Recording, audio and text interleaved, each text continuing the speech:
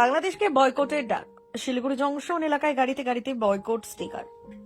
বাংলাদেশের বিরুদ্ধে বয়কটের ডাক দিয়ে শিলিগুড়ি জংশন এলাকায় প্রতিবাদে সামিল হলেন স্থানীয় ব্যবসায়ীরা।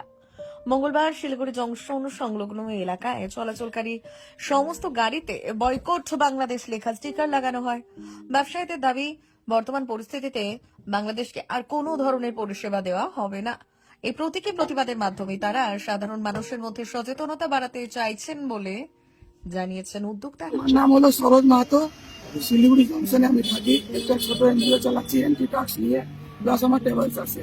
আমি যখন দেখলাম একটা ভিডিও যে বাংলাদেশে আমার একটা হিন্দু সনাতনী ভাইকে মারলো, তারপরে নিয়ে আসে কাশিতে পেরে লাটকায় জিন্দা জ্বালানোর পরে ওরা যে এনজয় করেছে, মানে যখনই চান্স পায় আমাদের হিন্দু বাচ্চাকে, হিন্দু মেয়েকে যে কোনো কিছু করেছেন, তাও ওর চোখে আমরা সবাই হিন্দু বসে আমরা বসে বিচার করলাম যে এটাতে কাজ করে, এটাতে আমরা বাইকট বাংলাদেশ করে আমরা একটা মুহিম চালু করেছি।